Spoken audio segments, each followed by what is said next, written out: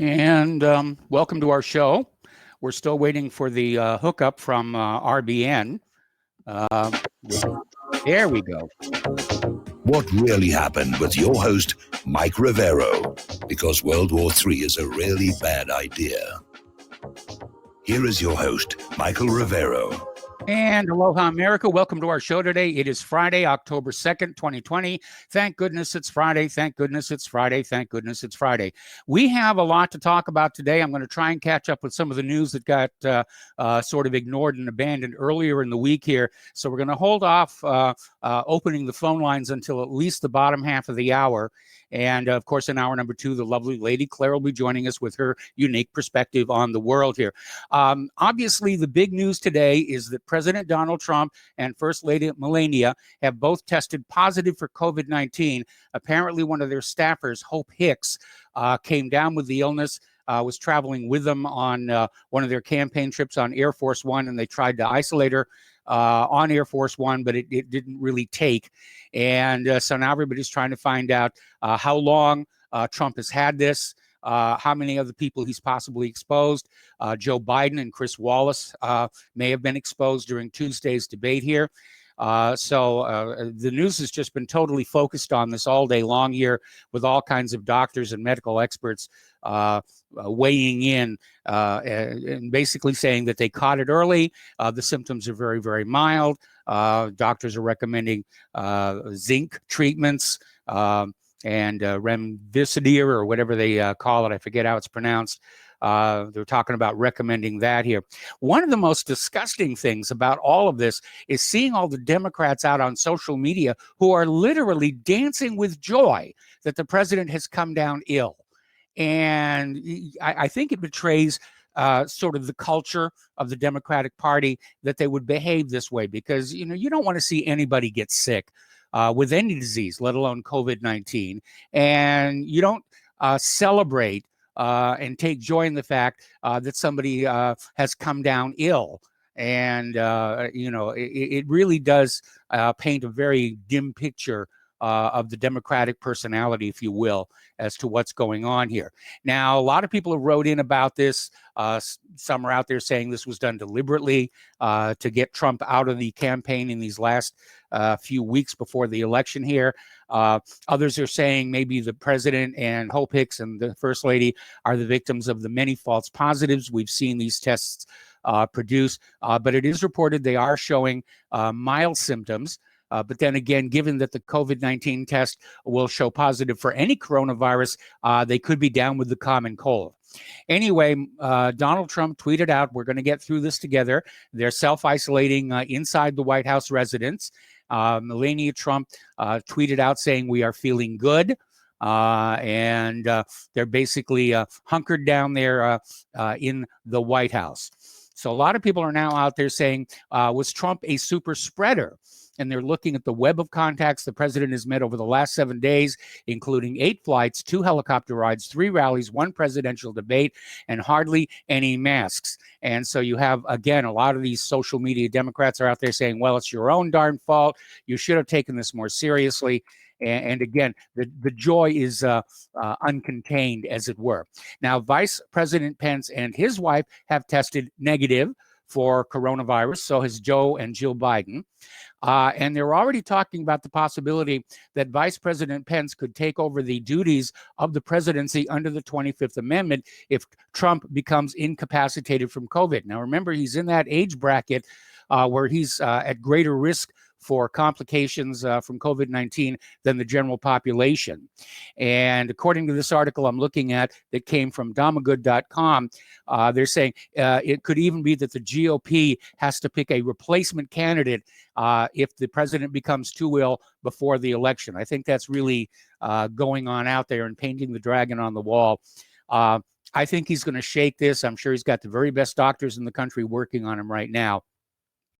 Getting out to the more general political view, Hawaii's crazy Mazie Hirono is out there saying, I want the Democrats to take back the Senate so we can have a serious discussion about court reform. So basically yesterday when she was on MSNBC Live, Senator Mazie Hirono stressed the importance of Democrats taking back the Senate so they can talk about reforming the Supreme Court and packing the court. Enlarging the number of justices and then appointing a bunch of liberals to offset the current majority conservative justices that are sitting on the bench there. Apparently, the Democrats have formally requested that the confirmation of Judge Amy Coney Barrett be put off until after January's inauguration. So we'll see what's going to happen from that.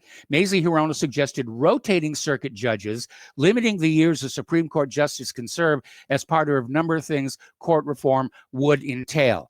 I am actually not that resistant to the idea that there should be a term limit or an age limit on Supreme Court justices because with all due respect to the justices, as they do get on in years, we have to worry about their mental faculties and whether they can still perform or not.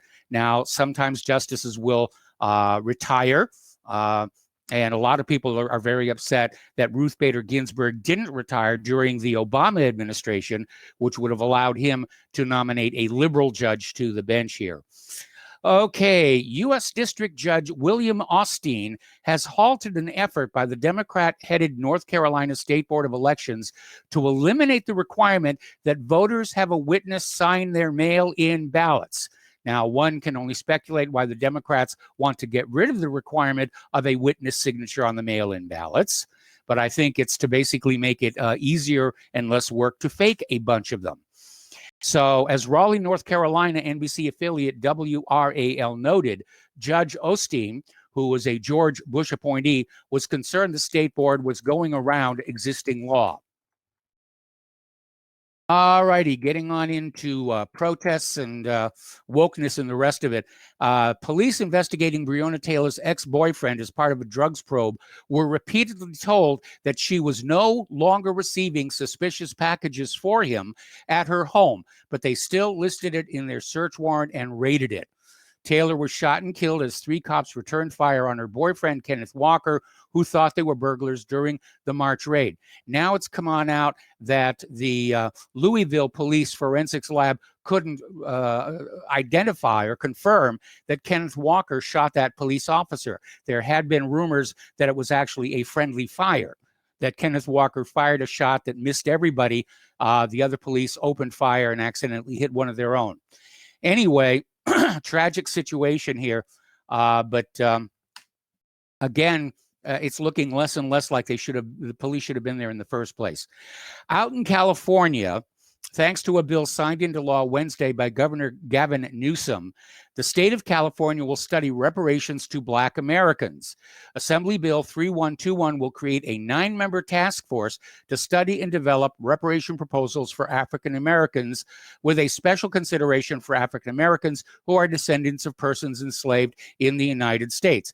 Now, here's the wrinkle to show you just how weird California has gotten out there. California was admitted to the Union in 1850 as a free state. They have never had legal slavery in that state. And now Governor Newsom and his legislature are ready to penalize law-abiding Californians for crimes that were never committed within their state borders here. All right, I want to talk a little bit about Azerbaijan and Armenia. I know Claire's going to cover this an awful lot in hour number 2. And by the way, if anybody there listening is from Azerbaijan or Armenia, hour number 2 is when you should call on in and give us your perspective on what's going on here. But Azerbaijan's President Ilham Aliyev says his country will keep fighting until Armenia forces fully withdraw from the disputed Nagorno-Karabakh region, as tensions continue between the two South Caucasus neighbors. We have only one condition, Aliyev said on Wednesday. Armenian armed forces must unconditionally, fully, and immediately leave our lands, saying if the Armenian government fulfills the demand, fighting and bloodshed will end and peace will be established in the region. Scores of deaths have been reported in the fighting over the past days, with Yerevan and Baku continuing to accuse one another of being responsible for the recent escalation in violence. Okay. President Macron in France says that Syrian jihadist fighters are operating in the disputed Nagorno-Karabakh region, citing credible information. Now, yesterday we reported Syrian fighters had actually been killed in the region. That's pretty credible information right there. But apparently militants from extremist groups previously active in Syria have arrived in Nagorno-Karabakh amid the ongoing military conflict between Armenia and Azerbaijan. Macron said, now we have credible information, which indicates Syrian fighters from some jihadi groups have reached the Nagorno-Karabakh battlefield through Gaziantep. My mistake. Macron told journalists as he arrived at an EU summit in Brussels. All right. The Nagorno-Karabakh fighting spreads. Yerevan says it shot down an Azeri drone near the capital as airstrike kills a man inside Armenia. So the fighting has spread beyond the borders of Nagorno-Karabakh, and it's now directly into both Armenia and Azerbaijan. All right, the leaders of the European Union countries are now calling for a cessation of hostilities in Nagorno-Karabakh.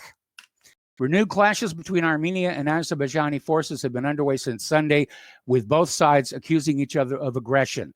The two subsequently announced the marshalling of their respective forces, with Baku declaring partial mobilization and Yerevan full mobilization. Fighting continued in Nagorno-Karabakh as both sides published numerous videos of enemy aircraft and military vehicles destroyed during the clashes. Russia, France, and many other countries have called on Armenia and Azerbaijan to cease the hostilities and return to negotiations, while Turkey is supporting Baku, promising aid in talks and in combat, warning that any aggressions against Azerbaijan is an attack against Ankara. So leave it to Erdogan to keep things rolling along here. Russia and Turkey talk the Azeri-Armenian conflict and agree on coordination in addressing the ongoing flare-up between Azerbaijan and Armenia. They're agreeing on coordination on their efforts towards stabilization of the situation in the region. The Russian Foreign Ministry reported that the discussion had taken place on Thursday during a telephone conversation between Sergei Lavrov and Mevlut Cavusoglu. It said both the officials confirmed readiness for close coordination of the actions of Russia and Turkey to stabilize the situation with the aim of returning the settlement of the Nagorno-Karabakh conflict to the channel of peaceful talks. All righty, now the United States is going to base a massive naval ship in Greece near disputed waters. Secretary of State Mike Pompeo said last Tuesday that the U.S. will be basing a massive Navy ship in Souda Bay, a joint U.S.-Greek military base on Greece's island of Crete. The move could be seen as a symbolic show of support from the U.S. for Greece in its maritime spat with Turkey. It's certainly going to complicate things with Armenia and Azerbaijan, I think. Turkey and Greece are locked in a dispute over the resource-rich waters of the eastern Mediterranean Sea and the Aegean Sea. In August, Turkey sent a research vessel accompanied by warships to waters over which Greece claims exclusive rights. Athens responded by sending warships of its own, which led to a tense standoff between the NATO allies. The USS Herschel Woody Williams that is being deployed to Souda Bay is an expeditionary sea-based ship. This is not the type of ship the U.S. would deploy to intervene if a highly intensive conflict broke out between Ankara and Athens, but the timing of moving the vessel to Crete is sending a clear signal to Turkey. All right. Trump is conditioning removal of Sudan sanctions on recognizing Israel. Sudanese activists took to social media on Saturday in an online campaign against normalization with Israel after reports on Friday emerged of a possible normalization deal between Sudan and Israel next week. The campaign denounced the use of the Palestinian cause as a bargaining chip in efforts to remove Sudan from the U.S. terror list, saying it would not accumulate into any real positive economic change in the ground. The activists also called normalization with Israel as a stab in the back of Palestinian brethren, saying the cause is priceless. The move comes as reports suggest Sudan could become the next Arab country to officially form diplomatic relations with Israel after the U.S. hinted at more Arab countries joining accords struck between the Jewish state and the United Arab Emirates and Bahrain. All right. China is now accusing India of an illegal move to change Ladakh's status as a border standoff continues. China last Tuesday described India's designation of the region along their disputed border as a Union territory, an illegal move, and voiced new objections to infrastructure construction that seemed to strengthen India's position in the area. Foreign Ministry spokesman Wang Wenbin also said that reports of new Chinese military bases and other facilities being built on its side were totally untrue and had ulterior motives. Senior commanders agreed earlier this month not to add more troops along their fast militarizing disputed border in the mountainous Ladakh region, but appear to have made no progress in disengaging their forces from the ongoing standoff, despite previous commitments to do so. Okay, down in South America, or Central America, Secretary of State Michael Pompeo and Colombian President Ivan Duque, meeting in Bogota on September 20th, talked about managing the COVID-19 response, narco traffickers, and Maduro's illegitimate regime, according to the State Department. A Cuban observer insists they explored when to begin military actions and sabotage in Venezuela. Elliot Abrams, the White House official responsible for Venezuelan affairs, dismissed the idea of U.S. military engagement as an absurdity, which tells me they're seriously considering it here. Okay, over in Kashmir, tensions are escalating as 2 Indian soldiers have killed and 4 wounded in cross-border fire. The Indian Defense Ministry informed Parliament Pakistan had breached ceasefire agreements 3,428 times this year, leaving 10 security personnel dead, dozens injured. Countering the charges, the Pakistani army accused India of committing 2,158 ceasefire violations that resulted in the deaths of 17 civilians. Okay, now the Air Force, in case you're wondering where all that money's been going that the Pentagon won't admit to, the U.S. Air Force has revealed that a new stealth fighter prototype has been secretly built and flown. And this is potentially going to replace the F-22 Raptor or maybe even the unreliable F-35 Lightning II. There's this new stealth jet that could potentially dominate the skies by 2030. Air Force acquisition head Will Roper recently spoke with Defense News and said that the jet, built under the Air Force's Next Generation Air Dominance program, could enter production pretty fast. He said, "We are ready to go and build the next generation aircraft in a way that's never happened before." There's maybe one of the reasons we've been seeing all this UFO stuff in the media and the independent media. So when you see that new prototype whiz by, you think it's an alien spaceship here. All right, the United States Army has received the first of 2 Iron Dome batteries, but it's unlikely to buy any more. And it received the first of the batteries from Israel Wednesday, just over a year after signing a purchase agreement. Now, the sticking point is that the original purchase agreement included the source code for the control system for the Iron Dome battery. Israel has gone back on that agreement, and because of that, the U.S. Army is saying they're not going to buy any more of those systems. Okay. Turning to the economic news here, U.S. stock futures sink as much as 2% as the Dow plunges more than 350 points and global equities drop after President Trump catches COVID-19. It was kind of a rocky day on the stock market. They got close to breaking even toward the end there. Meanwhile, there's an explosion of bankruptcies and layoffs in the United States. It's like anything we have ever seen before. The cryptos crashed after BitMEX founders and execs face CFTC charges. Gold and iron ore are up, oil is down. Disney is getting ready to lay off 28,000 employees in California and Florida because the coronavirus has just absolutely killed attendance at their amusement parks. 28,000, that's about 1/4 of the employees at the various Disney amusement parks. So that's a huge, huge hit. Now, a little bit of good news. Stanley Black & Decker is investing $90 million to shift more Craftsman production back to the United States. They're building a new facility in Fort Worth, 425,000 square foot, where tools ranging from sockets, ratchets, wrenches to general sets will be produced. So the jobs are starting to come back, just not fast enough. Okay, a Kushner-linked firm and the gig economy set to reap huge profits as mass evictions begin. And back in 2014, former Blackstone and Goldman Sachs investment banker Ryan Williams got together with his college buddy Kushner, Joshua Kushner, to form a real estate investment platform they called Cadre. All right, we got to take a break for commercials, and we'll be right back.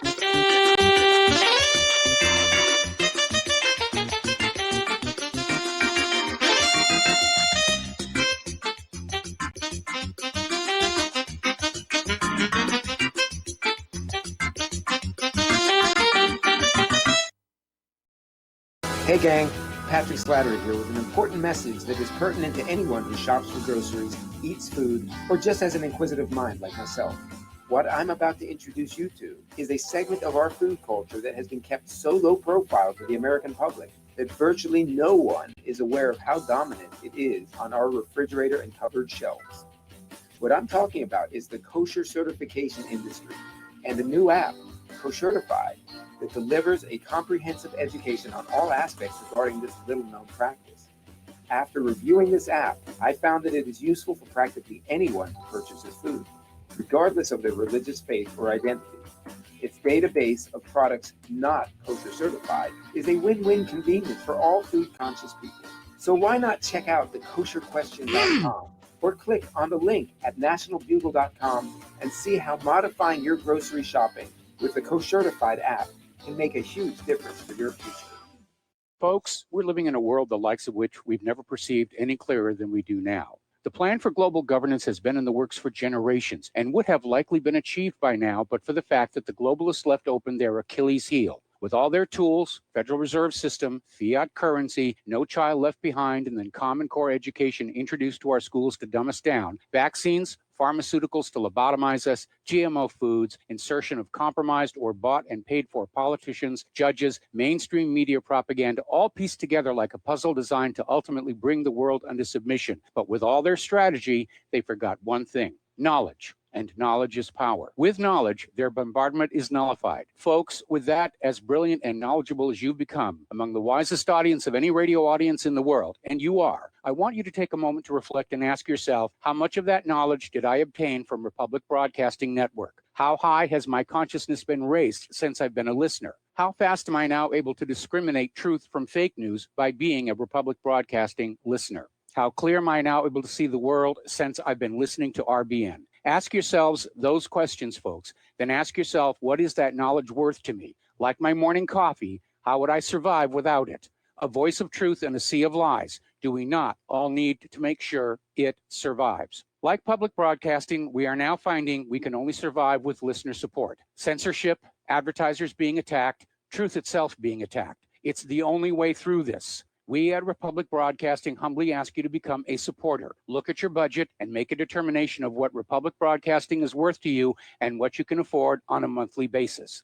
Go to republicbroadcasting.org and pledge 20, 30, 40, 50, if possible, 100 a month or more if it's affordable. Click the donate button and become a regular monthly donor. Assure both us and yourself that Republic Broadcasting truth will continue to flow like that morning coffee. The network thanks you. What this country is coming to, I sure would like to know. If they don't do something by and by, the rich will live and the poor will die. Doggone, the panic is on. Can't get no way, can't draw no pay. Unemployment getting worse. Welcome back to our show here. And folks, Republic Broadcasting needs you. And we need you to keep supporting us so that we can keep doing what we're doing. We don't have any large corporations or conservative billionaires pouring money all over us. We're on a shoestring budget. Our control room is held together with duct tape and baling wire. And we're just barely getting by. And we get it by because of your generosity. And so thanks to all of you who have already donated. And for those of you who have not, shame on you. And if you would like to be granted absolution for your neglect of the network, the postal address where you can send a check money order, or if you prefer anonymity cash, is Republic Broadcasting Network, 2251 Double Creek Drive, number 302, Round Rock, Texas, 78664. The phone number where you can make a credit or debit card donation is 800-724-2719, extension 3. The network thanks you. Getting on back to the economic news here, Steve Mnuchin and the GOP say they will negotiate with Democrats' new $2.2 trillion COVID package that includes a second round of 1,200 stimulus checks, 600 in extra unemployment, and $225 billion for schools. Now, the House of Representatives has already passed their version of this bill. It's going to the Senate. The sticking point is that Nancy Pelosi wants money to bail out democratically run cities that have run themselves into bankruptcy. And the Republicans are saying no, that we're not going to tax ordinary American people to make up for what were basically bad political decisions here. So Mnuchin is saying the stimulus checks are going to be out there for the American people. And basically, it'll be for people who are earning under $75,000 a year, or $150,000 for married couples. They'll receive, the full $1,200 or $2,400 for the married couples, $500 per dependent. Those who are earning more than $99,000 or $198,000 for married couples will not receive the benefit checks. It doesn't look like they need them anyway. Okay, China pork reserves at risk of running out in months as prices soar. Now, you probably remember not too long ago, China was hit by the African swine fever, and they were having to destroy huge numbers of pigs, and it's created a shortage. And China could be on the brink of exhausting its massive frozen pork reserves as the country's pig herd is wiped out. Declining reserves are particularly bad news for the Communist Party of China, which is worried that it might not be able to prevent another destabilizing surge in prices. Okay, some 3,500 U.S. companies are suing the Trump administration over the Chinese tariffs. And these companies include Tesla, Ford Motor Company, Target Corp, Walgreens, Home Depot, and they've sued the Trump administration in the last 2 weeks over the imposition of tariffs on more than $300 billion worth of Chinese-made goods. Turning to immigration and naturalization, the Immigration and Customs Enforcement is prepping for a major operation in many sanctuary cities. Trump's administration is planning to launch an immigrant enforcement operation next month, specifically pointing at American cities that have adopted sanctuary policies. Well, it's about time, actually.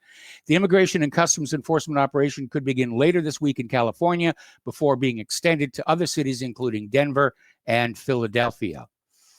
Now, France is out there demanding that every European Union country be forced to take in a share of illegal immigrants arriving on European soil. Speaking to France Inter on Wednesday, Interior Minister Gerald Darmanin asserted that the migration question can only be settled at the European level, and that every EU nation must share the burden of resettling third world migrants. Darmanin said, "We still want a European solidarity. There's no reason why only Italy, France, and Germany, broadly speaking, with Greece, share this solidarity." All right, the European Commission still does not understand the solution to illegal migration, the Czech Prime Minister Babis says after a new policy announcement. Babis has rejected the new EU migration policy proposal, calling parts of it nonsense. Brussels wants countries to admit relocated asylum seekers and also to pay for sending them back home.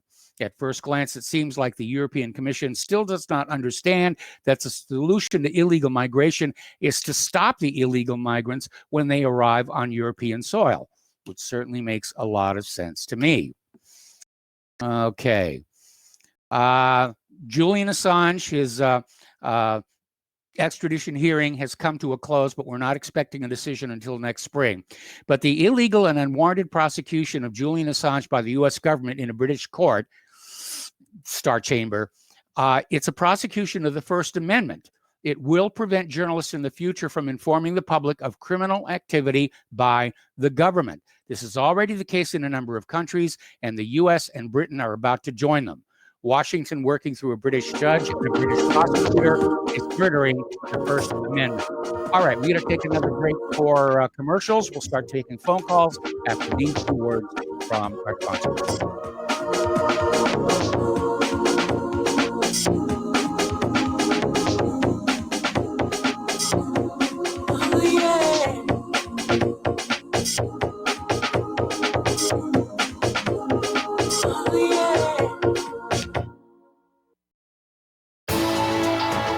You are tuned in to the Republic Broadcasting Network. Visit our website by going to republicbroadcasting.org.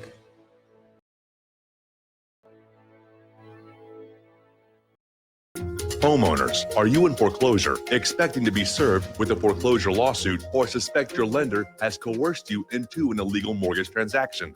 A huge number of mortgages made in the last 10 years have legal issues and are possibly defective. State laws and the U.S. Supreme Court have upheld that defective mortgage documents are grounds for foreclosure defense and for counterclaims in favor of the homeowner. If your mortgage has been sold or assigned since closing the loan, it may be defective and you may be paying the wrong party, and the lender may not have standing or the right to foreclose or collect payments under the law. If you would like to know if your mortgage is legal or not, or know if you are paying the right party, we can help. Our initial consultations are free of charge. We are not attorneys. We are legal researchers and work closely with experienced lawyers who know how to help you find the evidence to help you keep your home. Call toll free 1-855-2-KEEP-IT. That's 1-855-2-KEEP-IT today. Is your property a financial burden and causing you grief? Have you tried to sell but can't find buyers? Or are you just too busy to sell your property? Don't worry, we have the right solution for you. We buy properties as is, with cash, close in 30 days, and pay all closing costs. Our service is ideal for property owners who are in pre-foreclosure, have high-end repair costs, experiencing financial hardship, going through costly divorces, are relocating, need cash for retirement, suffering family loss, or have tax liens. Whatever your situation may be, we can help you sell your property and get the money you need. If you own a single-family home or multiple family units, call us for a free consultation at 888-910-1037. That's 888-910-1037. Or visit our website at cashingproperty.com. That's cashingproperty.com. Sell your property fast and leave all your worries behind.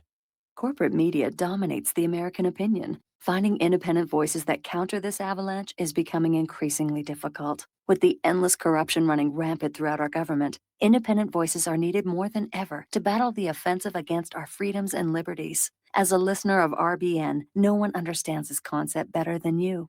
Now it's up to you to do your part. The time has come for you to take action and begin broadcasting the truth to hundreds or thousands of people every month. Sound impossible? Quite the contrary. With pointed slogans from LibertyStickers.com, you can reach countless sleeping Americans unaware that they live in a real-life wonderland. LibertyStickers.com has a huge inventory of political bumper stickers and messages that reflect the truth about our government, our politicians, and the future of America. With so many in stock, there's one perfect for you. Visit us today at LibertyStickers.com. Again, that's LibertyStickers.com.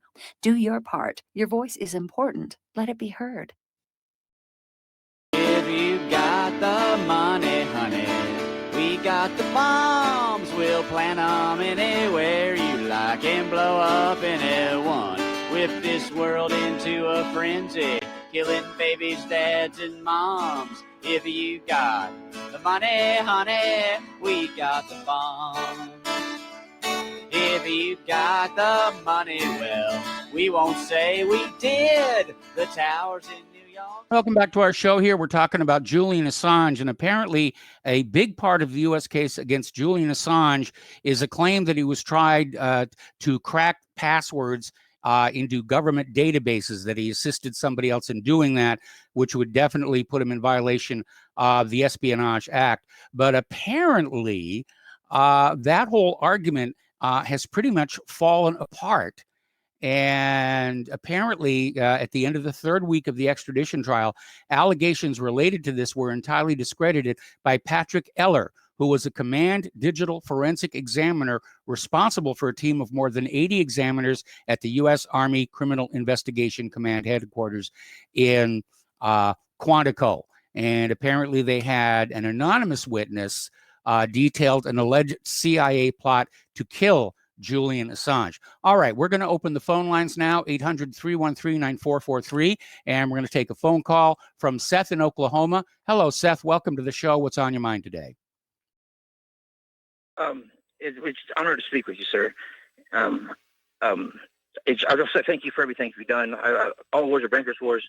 I mean, it was an amazing piece that you made, and I mean, it changed my life. I mean, it was very good work, and when this is all said and done with my history books, you'll go down. I don't know. Just thank you for everything you've done, sir, very, very much. And well, thank you very much. I'm not looking forward to seeing my name in the history books. In fact, I rather doubt I'll be around to read them. Well, yeah, I think none of us will be, but hopefully our children will. And they'll raise statues to me, and the pigeons of the world shall rejoice. Well, there's nobody else like you, sir. I mean, thank you. You're That's probably a good thing. Yeah, if we had more people like you, I don't know if they would. I don't know, but it's pretty bad where we're at. The state of the country is, or the world, I guess, for that matter. But I had one more thing else to say that I've been doing this CE5. I'm totally off the thing. I know you're an atheist and you don't believe in God or whatnot. But I have been doing I've for 10 years now. I pray and meditate for peace on earth and no more starvation, and everybody gets together and no more war. And I pray to God, and I see stuff. I know it sounds crazy, and I know you don't like to touch the subject at all on your radio station. But it's just, if it's okay, I would like to email you my stuff that but I pray and meditate, and my children see it. We see it every night. But I would like to email you if that's okay with you. Sure. And with that, that's fine. Okay. Well, I'll email it to you. And thank you again, sir. And God bless you and Claire. All right. Well, thank you very much for the kind words, and thank you very much for the phone call. We're going to switch over to Sebastian in Sweden. Hello, Sebastian. Welcome to the show. What's on your mind today? Oh, hello, Mike. Wow, I thought I had to wait a while. Hey, listen, no, you were talking about the immigration earlier, about Italy and France, I think, and Germany. And let's not forget Sweden. Let me tell you, I came here in 1970, and it was zero. The Muslim population here was 0.20%. Today, 2020, it is 20%. So we're having it's just everywhere in this country. And the government puts them out in small communities. And there's one community that there was an ice cream truck, and the kids circled the ice cream truck and wouldn't let it, and they would they wanted to get all that ice cream free. And then the next day, the people who the morning paper, who give out the morning paper, they stole his car. I mean, it's everywhere. And they call this place Little Mogadishu. And it's in a landscape called Dalarna, like a state called Dalarna. And Dalarna is where the Swedish horse, if you heard about that, the Dalarna horse, the famous carved horse comes from. Yes. But anyway, it's like 80 bombings this year. And, apartment buildings, car bombings. It's on and on and on. And it's just getting worse. So I hope Sweden doesn't take any more. We have enough now. We don't want any more immigrants. And they're living off the welfare, and they're, trying to buck the system about skimming in payrolls. They're in some forms of government. Mm-hmm. They got into government, so they're giving out the welfare checks now. And it's just, it just goes on and on and on, and people are really sick of it. And it's, and now they had this Dane that came up with the Quran, and now it's caught on here, and they had they were using the Quran as a football, because in Sweden, we do have freedom of expression. And it's not, in the law, you have a right to do anything with a book, regardless if it's a Bible or, unfortunately, I don't like it, holy books, but, it's just, it's got to stop. I don't mind it anymore. first I didn't like it. I said that's a holy book, but I mean they're doing so much to this country. It's just terrible, and it's just getting bad. And I feel sorry for Donald Trump and his wife getting the corona. I hope it doesn't hinder the election. But another thing I want to talk about is real quick. I think there are a lot of people that immigrated from California to Texas and also from New York to Florida. So Tom in Florida, and the people in Texas, I think it's going to be a problem. They're trying to swing those two states now. They're trying to make them, what do you call it, blues, completely different from Europe. It's blue states. Yeah, but they're different. The blue in Europe means conservative, and red means like Communist Party in Europe. It means, completely opposite.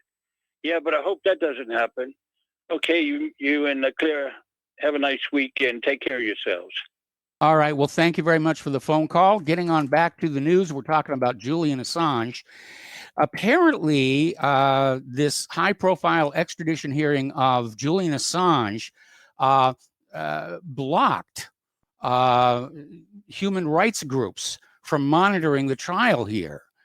And Julia Hall, an expert on criminal justice and human rights for Amnesty International, revealed that her organization was denied entry despite their repeated requests to be recognized as fair trial monitors. I wonder what they're trying to hide there. Apparently, there was a whitehouse.gov petition to pardon Julian Assange. That's been blocked by Facebook. You can't mention that on Facebook. They'll take it down. There's several petitions actually out there to free Julian Assange. All righty. Now then, getting on over to corporate media here. Netflix is experiencing a huge backlash for their release of the film Cuties. Now, despite winning a film festival award, the movie about a dance troupe of twerking 11-year-olds did not sit well with the American audience. And Netflix is feeling the brunt of the outrage from angry subscribers and catching bipartisan flack from the nation's elected leaders. Apparently, a lot of customers are canceling their subscriptions because of this. And I can understand why. I mean, maybe that sort of thing is acceptable over in France, but here in the United States, with all the attention that's being focused on pedophilia and other such sick behavior, I can understand why Netflix people are very upset. So after Netflix premiered Cuties, Cancel Netflix, hashtag Cancel Netflix began trending on Twitter and other social media platforms, and the pushback from infuriated Americans caused a massive decline in subscriptions. Reports are circulating that Netflix lost $9 billion in market value since the hashtag went viral. People are starting to reassert American values on corporate media, and I think that's a good thing here. Okay, over in San Francisco, residents are on high alert as home invasions spike 42%. There's a spate of brazen break-ins throughout the city, according to KPIX5, which notes that burglaries in the city were up 42% in the first 9 months of the year versus the same period in 2019. One San Francisco neighborhood saw a 75% increase in burglaries.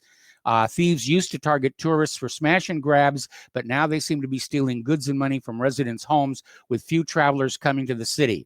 There have been 5,118 break-ins at homes and businesses from January 1st through September 20th. That's a 42% increase over the same time period last year, when there were 3,602 burglaries, according to crime data collected by the San Francisco Police Department.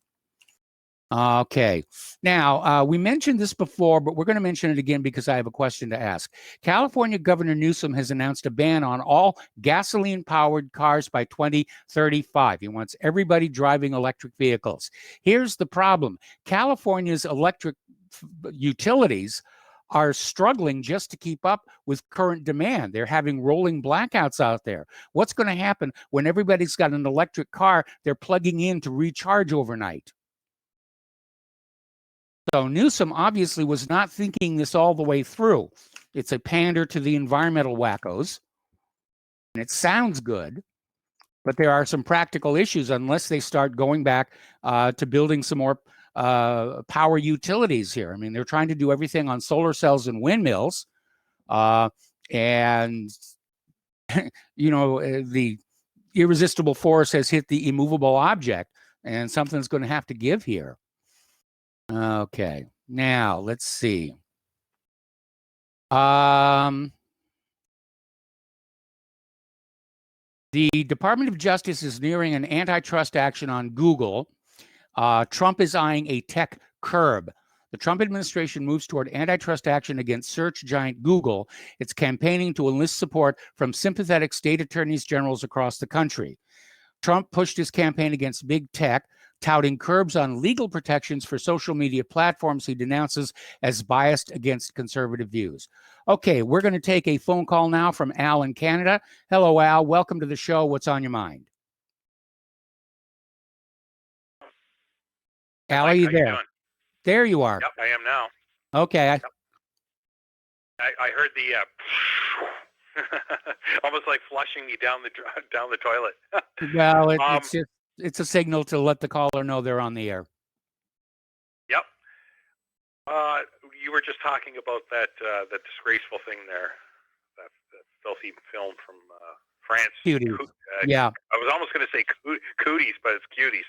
So still thinking Yes. of this Colvin thing. And anyway, that was a couple of weeks ago, and when that came out, a friend of mine called me because I don't have Netflix. I don't use any of that nonsense.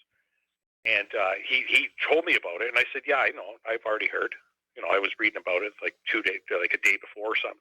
He said, "I canceled Netflix. That's disgusting." He went into this big long swearing rant about these pedophiles. So, because incrementally they try to normalize this sort of behavior, right? Yes. Yeah, that's exactly what they do. So, actually, Netflix they lost over $9 billion in market share. Well, Yes. not market share, and Company value. what do they call it? Company value. It's all crapple anyway. It doesn't mean anything. The more they print, the funny thing is, Mike, now they could just print this cash, create it out of thin air and put it pretty much anywhere they want, right? Yes. So, what does market share mean? It doesn't mean anything. And then yesterday I was talking to you about MSG, that they put it as a preservative or something like that in Yes. vaccinations.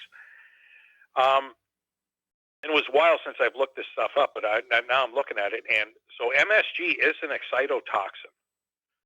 Okay. And it actually will force your neurons to fire rapidly to the point where they just burn out. Okay. Yeah, because yesterday you said you were talking about aspartame. Well, aspartame's kind of the same thing. Yes. Does the same sort of thing, right? Yes. So, this stuff, Jesus. And then, of course, there are so many other side effects of MSG and all this nonsense they're putting in these shots that they stick in your arm. Even, you know what, Mike? I know someone that's doing chemo right now for that Monsanto glyphosate nonsense, right? Yes. He's 76, and he has that. He has that cancer. Now, Non-Hodgkin's lymphoma. Yeah, and with him, it's not life-threatening as long as he keeps doing chemo. But what happened to him a couple of weeks ago is when they went to put the needle in his arm. What they did was, what the hell did they do? Oh, no, it was something else. He had another shot. It was another shot for something else.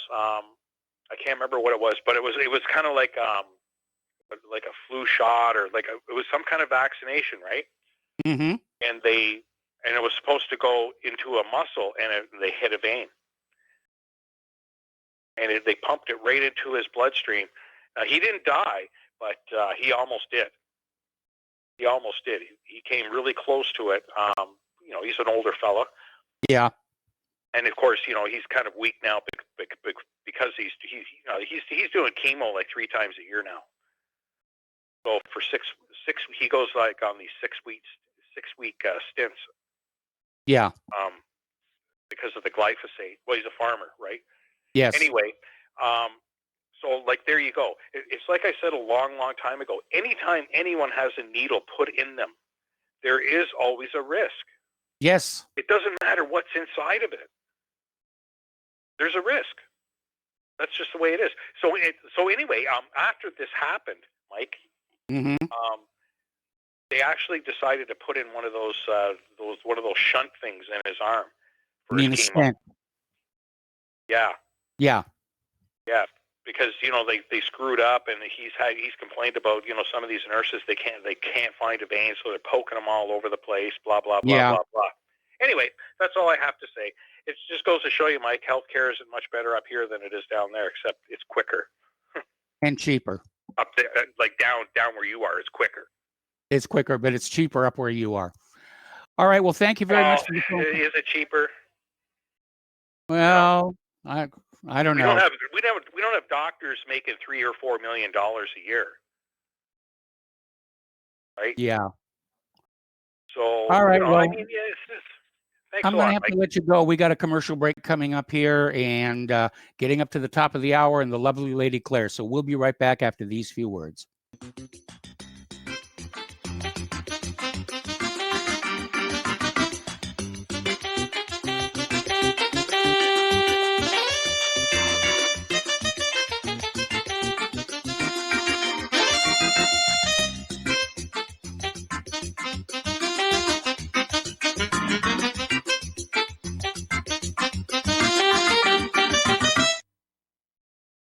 Homeowners, if your lender has gone out of business or sold your transaction to another lender or servicer, you may be the victim of a wrongful foreclosure, resulting in the loss of your home. If you've already lost your home, are in foreclosure, or even in good standing, you can challenge the mortgage transaction's illegal issue, and your property can be restored to you, and your foreclosure can be stopped or reversed, and the mortgage transaction declared unenforceable. State laws, U.S. title codes, the Uniform Commercial Codes, and U.S. Supreme Court rulings have upheld that defective mortgage documentations can reverse or stop foreclosures and enforce property title claims in favor of the homeowner. We are having successes in stopping the process of foreclosure, the enforcement of the foreclosure judgments, the sale of property, and evictions after the sale. We are not attorneys, and we don't give legal advice. We are a professional team of legal researchers, providing forensic mortgage audits and expert witnesses. We have the knowledge to produce the evidence and enforce laws regarding your legal issues. We've been in business for 12 years without a complaint. Consultations are free, and we provide a free title search to confirm if your mortgage has legal defects. Please call 855-253-3748. 855, keep it today. Here at Republic Broadcasting Network, we have been building our online store. Well, we have been focusing on bringing you the best talk show host in the country. Here at Republic Broadcasting Network, we also want our listeners to have products they can use every day and in times of emergency. We have added new products each week to our store. Your support of this network, plus products at the best prices, is a win-win situation. Check out our new store. Go to our website, republicbroadcasting.org, and click on the online store located at the top of our website. Together, we can continue to grow RBN and help our listeners prepare for the future. Go to republicbroadcasting.org and click on our online store or call us. 800-724-2719 extension 3. 800-724-2719 extension 3.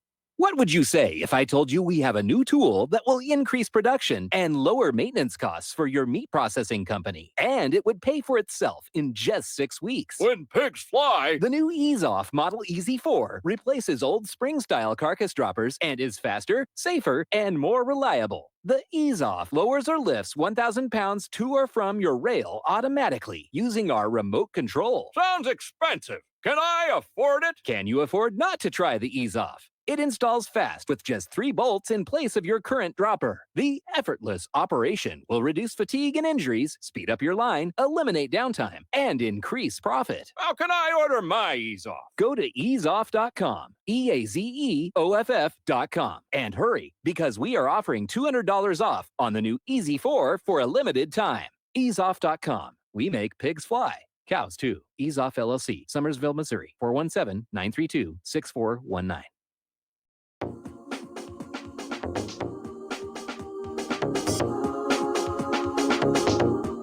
What really happened with your host, Mike Rivero. You're listening to the Republic Broadcasting Network. Here is your host, Michael Rivero. And welcome back to our show here. Article over in Land Destroyer Blogspot. Nations should begin removing Facebook, Twitter, and Google from their information space. And it says legal options are a start. The ultimate goal should be replacing Facebook, Twitter, and Google with local alternatives like Russia, China, and many other nations are already doing. And I guess they're just not very happy about American mega corporations deciding that they're going to control what people are seeing here. All right, we're going to go back to the phones. Glenn in Philadelphia. Hello, Glenn. Welcome to the show. What's on your mind? Hi, Mike. Yeah, I noticed you had the one caller calling in who was expressing his gratitude and praising you for your unique perspective. And, just, absolutely, there's no doubt they definitely broke the mold before they made you, Mike. Yes, they did. But I wanted to chime in about the Chinese tariffs. Yes. I'm a little dismayed that our techno oligarchs are against tariffs. Tariffs are standard operating procedure throughout the world in international trade, and they serve a purpose in keeping up domestic employment and production and wages and that sort of thing. And they can also function as a sanction, sort of with China, a protest of their abysmal treatment of their workers. We've had a pretty hands-off policy in terms of human rights in China in recent decades. I mean, you have to kind of go back to even the Nixon era in the 70s when they started to normalize relations with China, but still upheld protests about human rights issues. Today, nobody even touches that at all.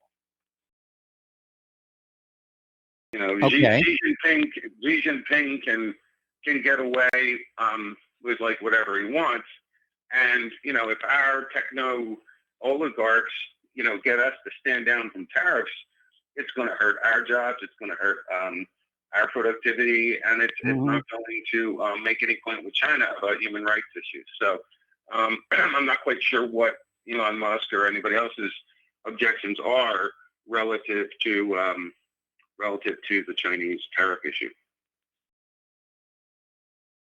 Okay, well, I know there's been a big stink about China's treatment of the Muslims, so it's not like they're getting a complete clean slate on any of this.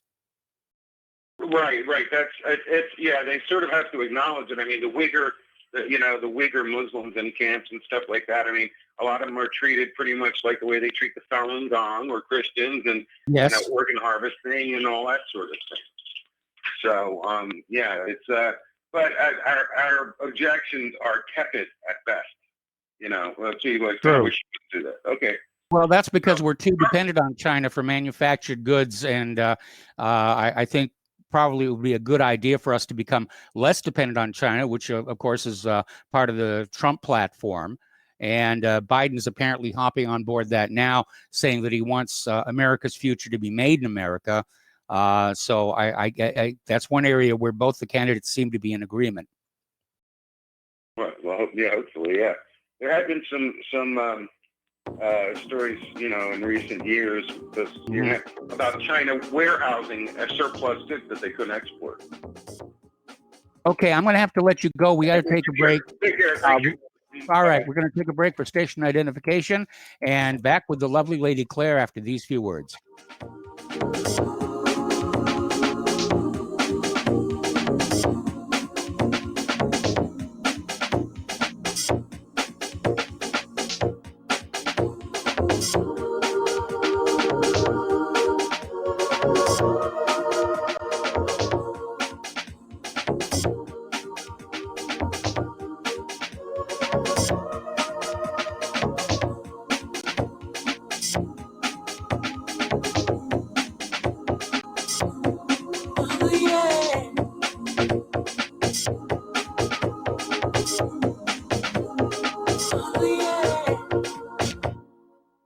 Hello, I'm Dr. Leonard Horowitz. I was right 30 years ago in warning the world about threatening lab virus outbreaks, AIDS, and Ebola. I was right 20 years ago when FBI Director Robert Mueller made me a suspect in the anthrax mailings because I warned the Bureau before the CIA's biocrime and Cipro sales psyops happened. I was right about COVID-19 being an AIDS-laced mutagen planned to resurge this fall to excuse officials' profitable depopulation globalization agendas. And I was right about the only safeguards being antioxidants and holy spiritual sustenance. Vitamin C, D, zinc, chlorophyll, oxygen, and oxysilver especially transmits the frequency resonance to neutralize the expanded function bioweapon. Oxysilver is a double superconductor of the healing power of love. It is the first nutraceutical invented to amplify prayer power and the faithful, loving intention of your heart. Buy, try, and stockpile Oxysilver through HealthyWorldStore.com. This is RBN, the Republic Broadcasting Network.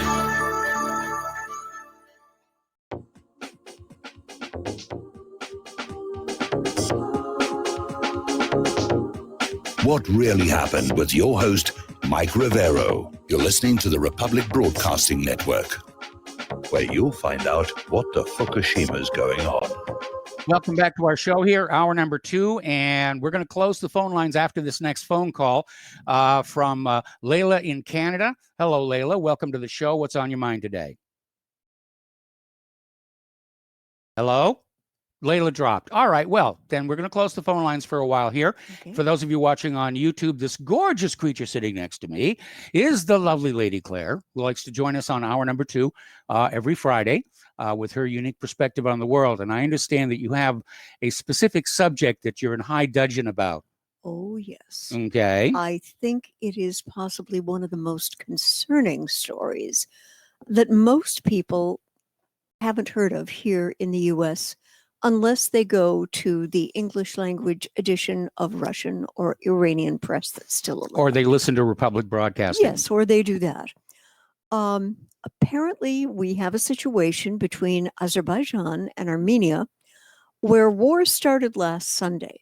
And I want to give you all some of the backstory and about what is going on today in the very long disputed region of Nagorno-Karabakh. Now, this particular flare-up, it's over a territorial dispute, and it risks escalating into a major regional war. Let me explain to you why. Here we've got two former Soviet republics locked into a conflict rooted in feuds that are just generations old. Now, the current ongoing hostilities started on September 27th, becoming one of the most serious in a series of border clashes that have been occurring in the region on a fairly regular basis. The parties are fighting over Nagorno-Karabakh, which is a mountainous region located inside Azerbaijan, as recognized internationally, and some surrounding territories. Now, Baku, Azerbaijan claims sovereignty on these based on borders set during the Soviet era and asserts that they have been occupied by Armenia. Now, Yerevan, which is the capital of Armenia, supports the predominantly Armenian population of Nagorno-Karabakh in their bid for independence. Now, there was an horrific, bloody war against Azerbaijan in the 90s. Now, Nagorno-Karabakh is among those places in the world where there is no really historically correct evidence on whose claims are actually stronger. It was always too distant and difficult to control for any particular power to become dominant in ethnicity or regions. Religion. Armenians and Azeris have been living there in a patchwork of settlements with a lot of old axes to grind. Now, the Russian Empire absorbed the region in the early 19th century after a war with Iran, but its goals were limited to preventing growing Armenian and Azeri nationalism from boiling over. After the Bolshevik Revolution at the beginning of the 20th century, a full-fledged war started. The Soviets got involved with their own agenda to retake control of the region and supported the territorial claims of the Azeris. Now, the reason was largely down to the Bolsheviks' desire for Turkey to eventually embrace communism. The Turks and Armenians were sworn enemies, and Joseph Stalin feared upsetting Constantinople, then the capital, by giving Yerevan the land that was desired by Baku. Thus, Nagorno-Karabakh ended up as an autonomous region of Soviet Azerbaijan. And when the USSR fell apart, disintegrated, it led to a repetition of the exact same scenario. In 1998, the authorities of Nagorno-Karabakh, which remained predominantly Armenian in ethnic makeup despite Azerbaijani administration, petitioned Moscow to have their lands transferred to Armenia. Well, Moscow said yet. And so tensions mounted, escalating into a full-fledged war in 1991. And that was fought between independent Azerbaijan and the self-proclaimed Nagorno-Karabakh Republic, backed by Armenia. Now, that puppy lasted until May of 1994 and claimed an estimated 15,000 to 25,000 lives on both sides, also forcing hundreds to flee. I mean, this was nasty, Mike. It was thousands, hundreds of thousands to flee. Yeah. And the truce signed then with Russia's mediation left Nagorno-Karabakh in control of most of the territory it held as part of Azerbaijan, plus large swathes of land connecting it to Armenia and to Iran, and a small portion on the Azeri side. What were they thinking? Let's go to the present day. And apparently, Armenia's S-300 missiles are active over Yerevan as a protection, as Azerbaijan is stepping up suicide drone use. And the war between these two areas appears to be spinning out into a broader conflict, as we're seeing footage of increasingly heavy and advanced military hardware appearing. Now, as late as yesterday, there are reports that Armenia's Russian-supplied S-300 systems are active near the capital of Yerevan, Armenia.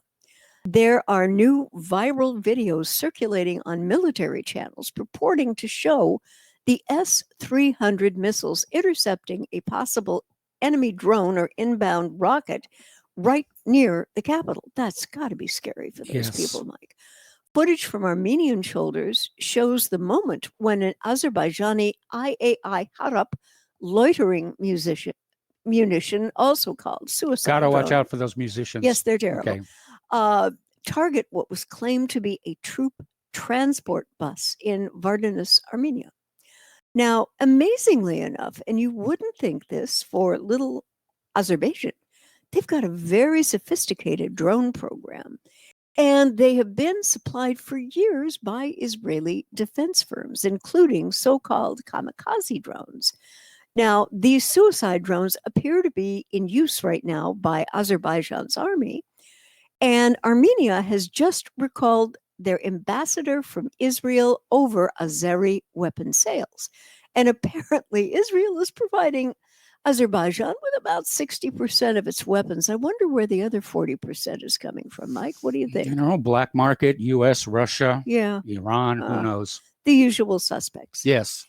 And the fighting continues. The fighting is getting worse. And an Armenian foreign spokeswoman said that the ambassador was recalled in protest of Israel's supply of ultra-modern weapons to Azerbaijan. Now, apparently, Israel and Azerbaijan are major trading partners with weapons and other things.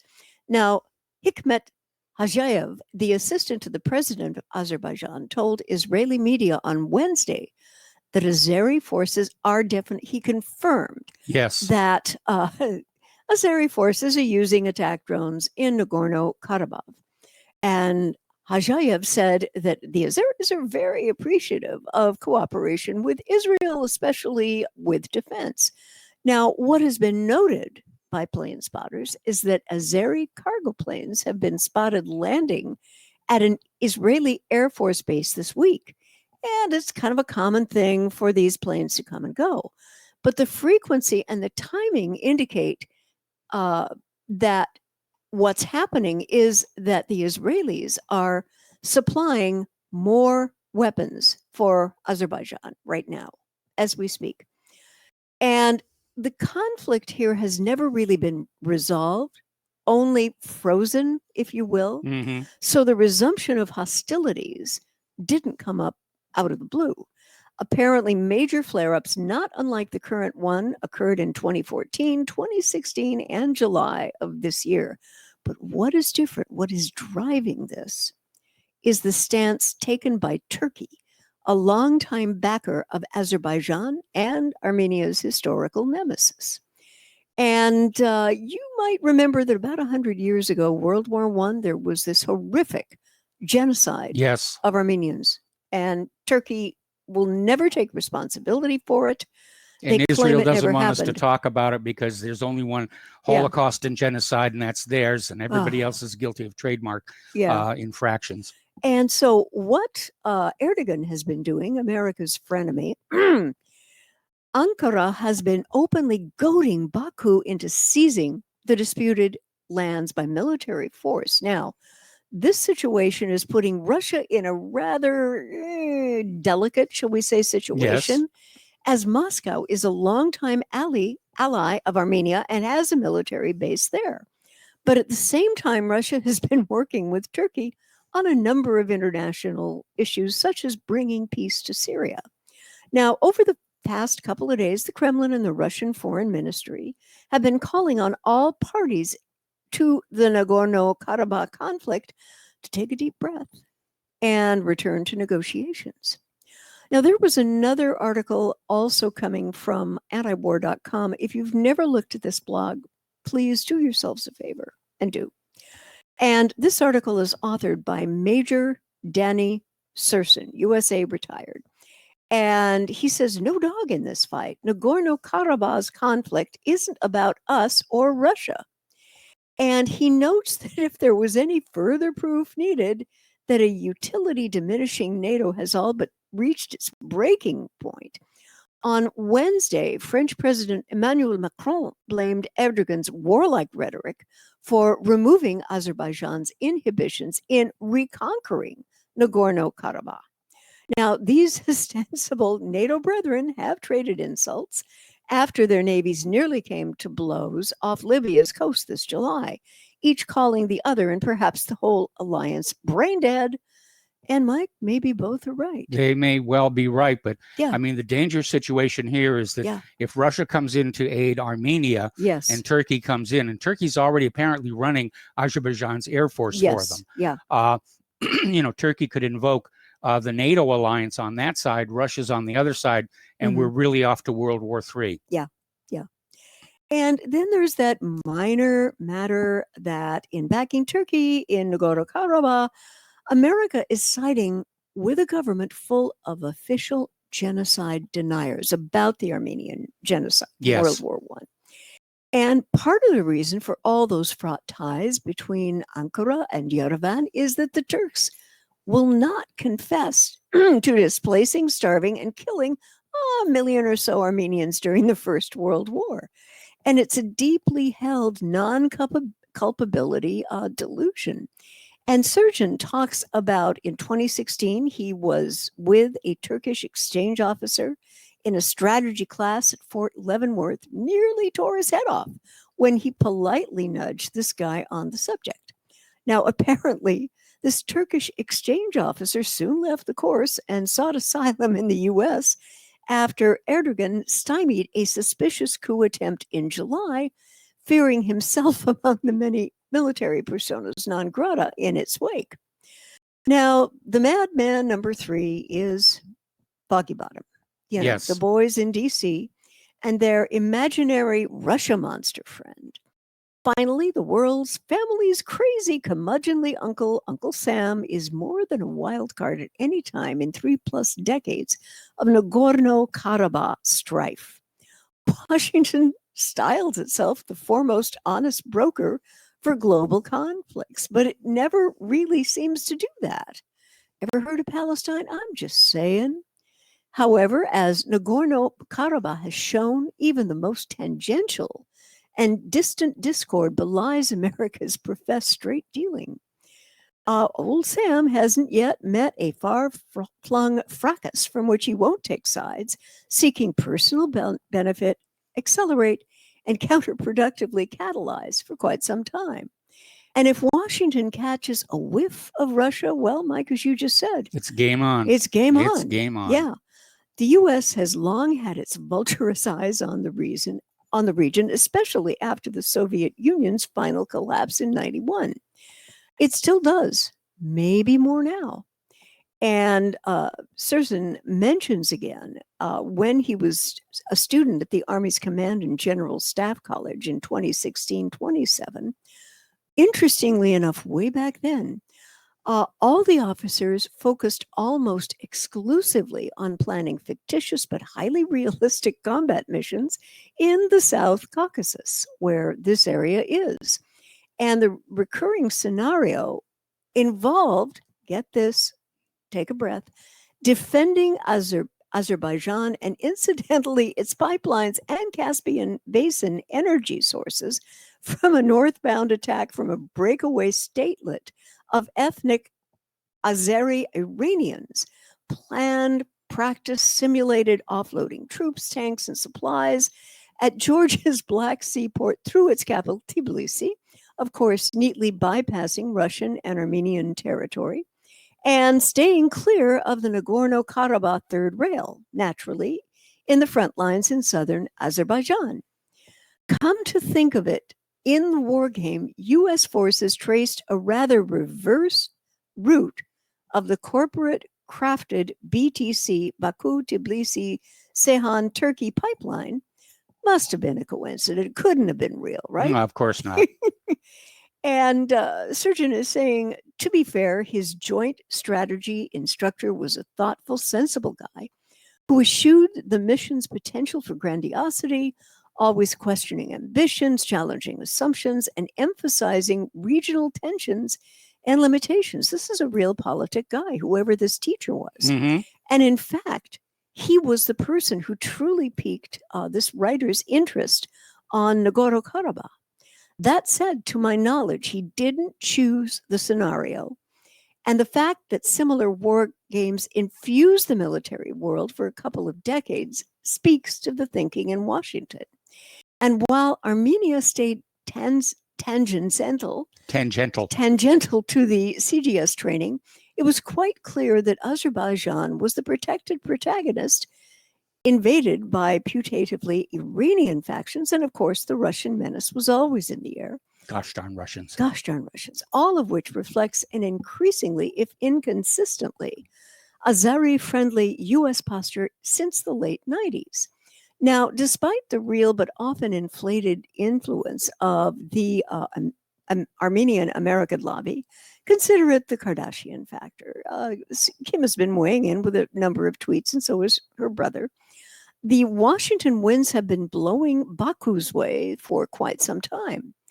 As antiwar.com's own the late Justin Raimondo, a rare NK watcher, explained during the first major post-truce explosion in 2016, U.S. policy in the South Caucasus is driven by two main motives: energy and the encirclement of Russia.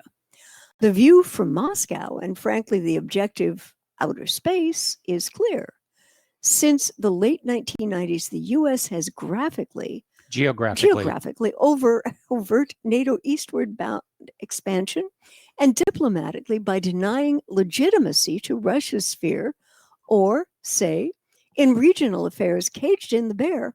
Washington would have gone far further if it's, at minimum, encouraged color revolutions along Russia's border: rose in Georgia, 2003, orange in the Ukraine, 2004, denim and tulip, Belarus and Kyrgyzstan, 2005, hadn't fallen flat, and that pesky Putin hadn't used force in 2008 to keep a rather aggressive little Georgia from joining NATO. But it's only gotten worse since then, as the entire bipartisan Washington establishment has donned fact-resistant Russia alarm goggles, particularly since Donald Trump's election. Mike, what do you think about that?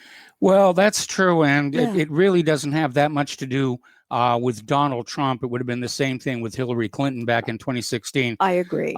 But the U.S. has gone back. The U.S. government, rather, has gone back to that Cold War mentality that you and I are old enough to remember what that was like originally. Oh yeah. And war is good for the war business, and they're all invested in the war business. And every time the U.S. gets itself into an economic mess, they get into a world war to try and get out of it, or at least distract from it. We have to take a break now for some commercials. Okay. And we'll be back with more Lady Claire after these few words.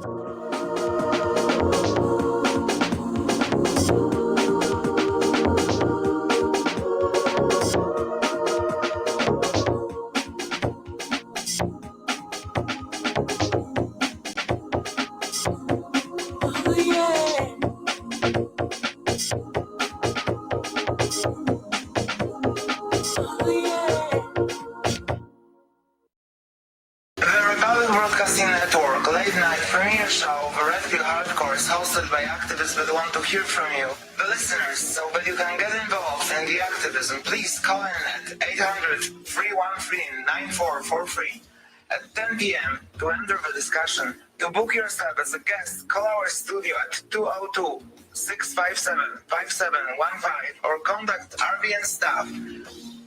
Remember, keep it real and take the Red Pill. So, you love talk radio? Then you'll love TalkStreamLive.com. TalkStream Live is always on, 24/7, with the best streaming talk shows. Find your favorite talkers and discover some new ones. It's free, readily available online or on mobile with any smartphone or tablet. Finding your favorite talk shows all in one place has gotten a whole lot easier. Just go to TalkStreamLive.com. Be sure to download the free apps from Google Play or the iTunes App Store. Folks, we're living in a world the likes of which we've never perceived any clearer than we do now. The plan for global governance has been in the works for generations and would have likely been achieved by now, but for the fact that the globalists left open their Achilles heel. With all their tools, Federal Reserve System, fiat currency, no child left behind, and then Common Core education introduced to our schools to dumb us down, vaccines, pharmaceuticals to lobotomize us, GMO foods, insertion of compromised or bought and paid for politicians, judges, mainstream media propaganda, all pieced together like a puzzle designed to ultimately bring the world under submission. But with all their strategy, they forgot one thing: knowledge. And knowledge is power. With knowledge, their bombardment is nullified. Folks, with that, as brilliant and knowledgeable as you've become, among the wisest audience of any radio audience in the world, and you are, I want you to take a moment to reflect and ask yourself, how much of that knowledge did I obtain from Republic Broadcasting Network? How high has my consciousness been raised since I've been a listener? How fast am I now able to discriminate truth from fake news by being a Republic Broadcasting listener? How clear am I now able to see the world since I've been listening to RBN? Ask yourselves those questions, folks. Then ask yourself, what is that knowledge worth to me? Like my morning coffee, how would I survive without it? A voice of truth in a sea of lies. Do we not all need to make sure it survives? Like public broadcasting, we are now finding we can only survive with listener support. Censorship, advertisers being attacked, truth itself being attacked. It's the only way through this. We at Republic Broadcasting humbly ask you to become a supporter. Look at your budget and make a determination of what Republic Broadcasting is worth to you and what you can afford on a monthly basis. Go to republicbroadcasting.org and pledge 20, 30, 40, 50, if possible, 100 a month or more if it's affordable. Click the donate button and become a regular monthly donor. Assure both us and yourself that Republic Broadcasting truth will continue to flow like that morning coffee. The network thanks you.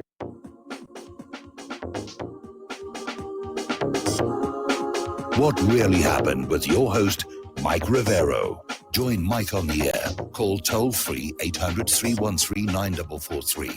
800-313-9443. Welcome back to our show here. And before we turn the mic back over to the lovely Lady Claire here, we're getting word now that President Donald Trump is being sent to Walter Reed Medical Center, which strikes me as more of a precautionary thing now that he's tested positive for COVID-19. So, Lady Claire, take it away. Right. I was going to continue. Apparently, pundits and politicians alike now view every global conflict through these Moscow-facing lenses. Moscow's always the bad guy. If it isn't Iran. Yeah. You know, no matter what's going around, it's Iran linked. You know, Iran linked rioters are burning Portland. And Yes. that kind of Yeah. nonsense. And then there's the money to follow. Yes. While its market sources and the U.S. supply situation have since diminished certain energy urgency, Washington seems stuck in the oil is everything past.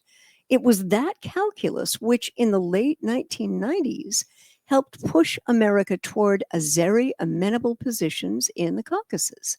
The key was that BTC pipeline and the announcement by Papa Aliyev, who is the president of Azerbaijan, of the contract of the century. Apparently, strongmen speak similar slangs.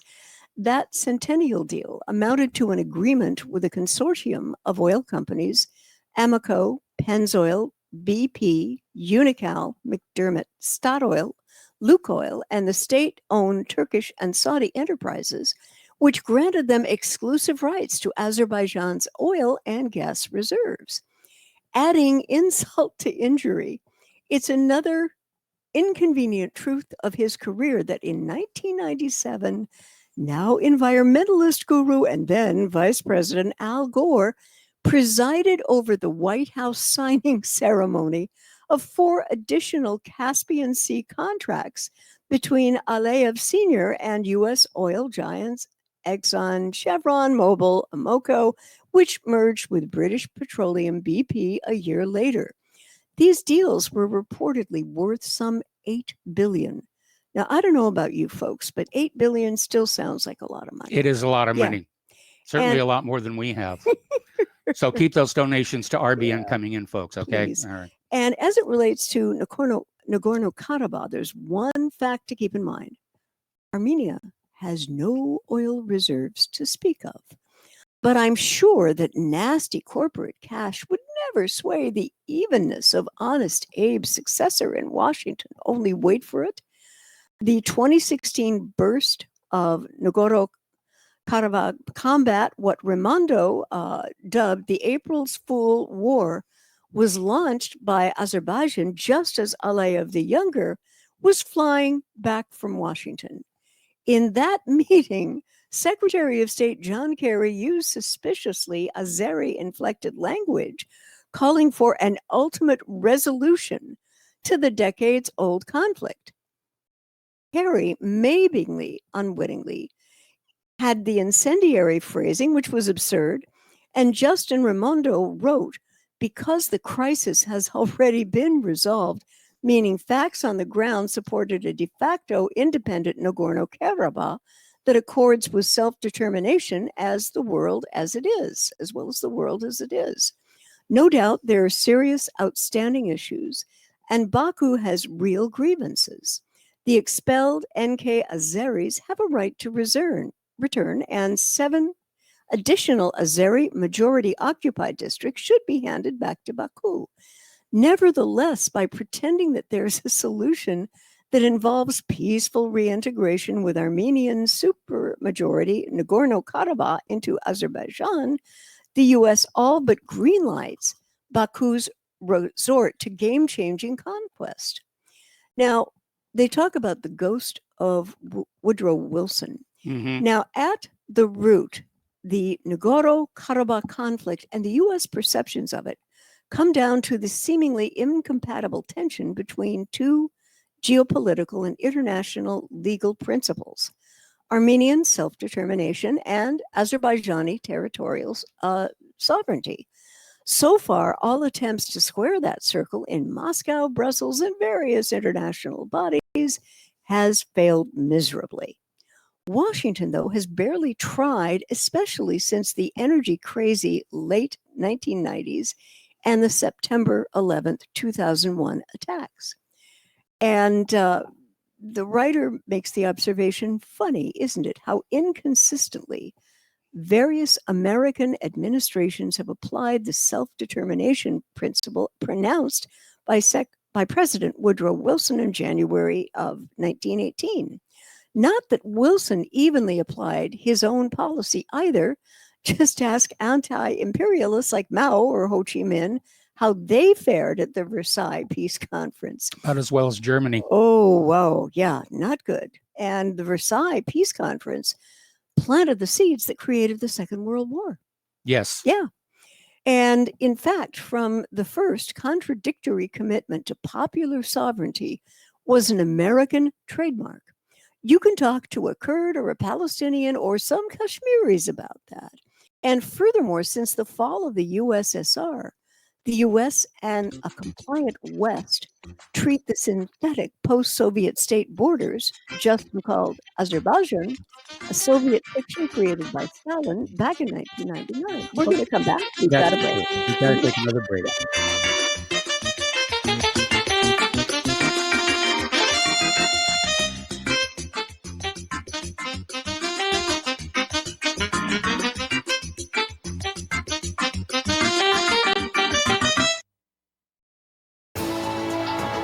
You are tuned in to the Republic Broadcasting Network. Visit our website by going to republicbroadcasting.org.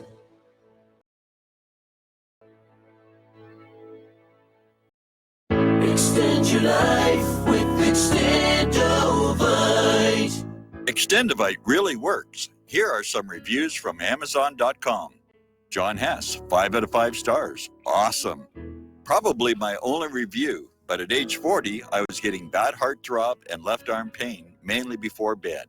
I even stopped smoking and drinking sodas for a month, and that didn't work. After one day of taking Extendovite, it was gone and hasn't returned in 3 years. I've ordered Extendovite 13 times, so Amazon just said. Juliet Hordick. I've ordered this product before in liquid form. It is fantastic. My whole family's been on it. To order, call 1-877-928-8822. That's 1-877-928-8822, or visit our website at heartdrop.com. Extend your life with Extendovite. Ladies and gentlemen, J.R. Moore here. We have a special promotion going on at Republic Broadcasting. This is a fundraiser for Republic Broadcasting involving the Energy Cleaner. Mail me a postcard. My address is at my website at thelibertyman.com. We pick a postcard every other Thursday. When your postcard is drawn out, you get to buy an energy cleaner for $215 instead of $285, $70 discount. $200 goes to Republic Broadcasting. You also get a 10% discount on my mattress pads. So get those postcards in, put your name, your telephone number, your email address on there, and when your postcard is drawn, you get to get an energy cleaner for $215 instead of $285. Mattress pads, 10% off. Help us out at Republic Broadcasting and help yourself to get an energy cleaner at a deep discount. It's a win-win situation for everybody. We hope you can get these postcards in soon. Thank you very much. Homeowners, are you in foreclosure, expecting to be served with a foreclosure lawsuit, or suspect your lender has coerced you into an illegal mortgage transaction? A huge number of mortgages made in the last 10 years have legal issues and are possibly defective. State laws and the U.S. Supreme Court have upheld that defective mortgage documents are grounds for foreclosure defense and for counterclaims in favor of the homeowner. If your mortgage has been sold or assigned since closing the loan, it may be defective and you may be paying the wrong party, and the lender may not have standing or the right to foreclose or collect payments under the law. If you would like to know if your mortgage is legal or not, or know if you are paying the right party, we can help. Our initial consultations are free of charge. We are not attorneys. We are legal researchers and work closely with experienced lawyers who know how to help you find the evidence to help you keep your home. Call toll free 1-855-2-KEEP-IT. That's 1-855-2-KEEP-IT today. When all this twisted steel was swept away, did these remaining holes reveal what really happened? Welcome back to our show here, and Claire's going to finish her little story here, and then we're going to start taking phone calls. Yeah. Claire, take it away. Okay. And here are a few examples of where the Wilson policy kind of got messed up. Let's talk about Kosovar Albanians. And they were possessed with remarkably similar arguments as the Nagorno-Karabakh Armenians, by the way, apparently deserved to carve an independent state out of Serbia. Now, in fact, the U.S. Air Force went to war on behalf of the rather checkered Kosovo Liberation Army in the late Clinton era. Yet, Russian-friendly Abkhazian or South Ossetia minorities who wanted out of post-Soviet Georgia, or even locals voting for autonomy or outside accession in Nagorno-Karabakh in 1991 or Crimea in 2014, nah. Uncle Sam said they had no inherent right to self-determine or choose which state they lived in. Their borders were alterable. Were inalterable. Inalterable. Absolutely. Yes. I remember that, Okay, especially yeah. the one about Crimea. Oh, yeah. You know, and what hypocrisy we saw coming out of Yeah. Washington, D.C. And to one degree of popular sovereignty rights rests all and depends on which way the people in question are perceived to lean, east or west, so to speak. So inconsistency can still be consistent. Yes. And still, Russia doesn't deserve the baggage it gets regarding Nagorno-Karabakh, despite having a military base in Armenia and the country being a signatory to the Russian-led NATO facsimile Collective Security Treaty Organization, CESTO. Moscow isn't really close to Yerevan on this issue. While some claim Armenia has become a pawn in the Kremlin's geopolitical games because Russia convinced Armenia to scuttle an association agreement with the European Union and instead join the Eurasian Economic Union, a Moscow-led free trade bloc. Predictably, few Westerners bother to ask why Armenia should be tied to the EU. It's not even in Europe, Mike. Yeah, no, it isn't. Beside the lukewarm relationship is reciprocated.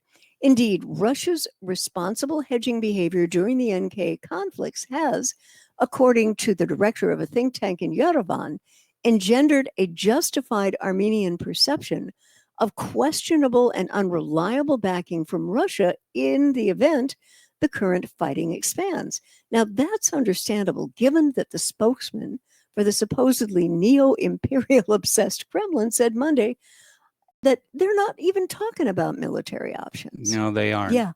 And what the concern is that Erdogan, with Turkey being a NATO member, will try to invoke Article 5 of the UN Charter. Yes. And that would put the US with Turkey, with Azerbaijan, against Armenia, Russia, China, and heaven only knows who else in Yes, the mix. that would be a mess. Yeah, and that is what I am hoping President Trump is going to be able to prevent from happening. It's the year 2020. Yes, I know. All right. But he's going to have to tell Erdogan very firmly, no, if you continue to attack Armenia, no, this will not be authorized by NATO. This is not going to happen, and this can't stand. Because if Erdogan thinks he's got a chance here, he's going to push Yes. Azerbaijan just as hard as he thinks he can get away with. He's basically hoping Russia will make an overt move Yeah. that he can run to NATO and say, we've been attacked. Yeah. Okay, so let's we've Take got the some phone. calls. We've got the phone lines are open. Let's take some phone calls, starting with Peter in Los Angeles. Hello, Peter. Welcome to the show. What's on your mind? Wow, guys. Claire, you did a hell of a job on that. I mean, there's some serious research that went into what you just said. I back in the 90s when there was a conflict going on there as well, a good friend of mine who was a Air Force Academy graduate and signed to Air Intelligence and had been teaching at the Air Force Academy, finally got his PhD in history, but he was sent over there as a UN observer, and we packed the U.S. contingent of the UN with a bunch of intel guys, military intel, and he spent 6 or 7 months over there. And as a matter of fact, he may be the guy that Danny Surgeon is talking about. Very At possibly, any rate, yes. Okay. at any rate, you hit the nail on the head, Claire, when you talked about the disconnect, the Wilsonian Treaty of Versailles disconnect between the spoils of war and realpolitik and borders versus self-determination, because, of course, Poland was created out of Silesia, for instance. Yes. Czechoslovakia got the Sudetenland.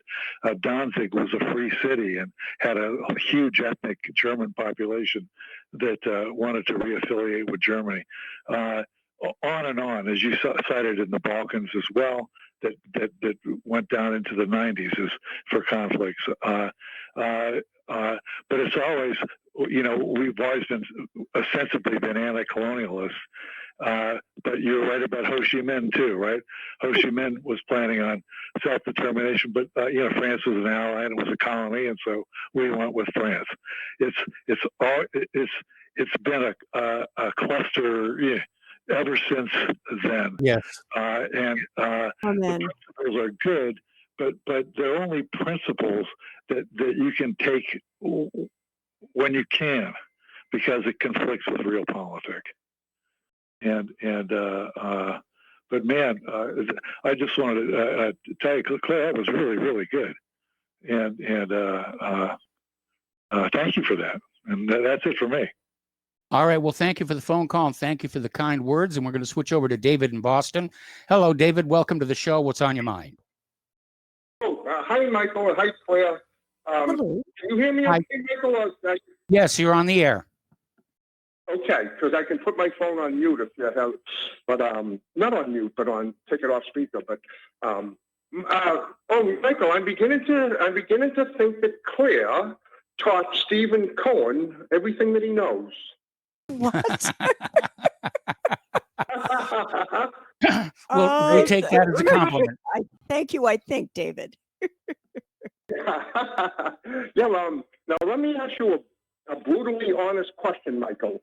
I'm sure it doesn't happen very often, but occasionally, when Claire has to scold you for misbehaving, does she finish saying, after she's done scolding you, does she say, "Now is that Claire, Michael"? No, I don't think she actually says that. Okay. Usually a couple of whacks with the rolling pin, and we're over here. Now, you tell him what to do and give him his to-do list for the day and say, "Now, is that Claire, Michael?" It doesn't quite work that way, no.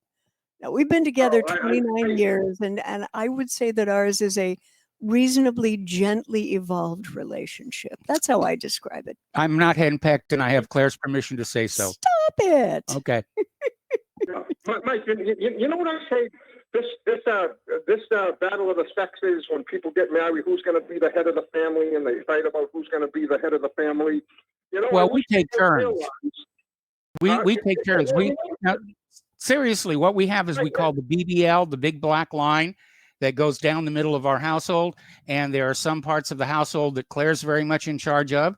And there are some parts of the household that I'm very much in charge of, and we don't intrude onto each other's areas of responsibility and authority. I keep my hands off her desk unless I'm repairing her computer. She keeps her hands off my desk. Yes. And, it's just a mutual respect thing. And it works really, really well. Oh, great. I got scared for a second there. I thought you were going to tell me that you split the house. Claire gets the inside of the house and you get the outside of the house. No. It's not like that, David. No, Honest. not at all. Not at all. But Mike, I'll finish up by squeezing some callers before the show ends. But when I say, Mike, and I think it would solve a lot of problems. But if a dispute arises between who's going to be the head of the house, the husband and the wife, and blah blah blah, what I always say, well, why don't you just compromise and be reasonable, and you can both be the head of the house. And when people say, well, how can you have two heads of the house? One's got to be the head. Come on, that's ridiculous. How can you have two heads of the house, two heads of the household? And I say, I don't know, but I've always heard that two heads are better than one. Mm-hmm. Yeah, well, I mean, that's basically how we work here. And we don't really have an idea of who's in charge of the house. And I don't think we ever have, to be very honest here.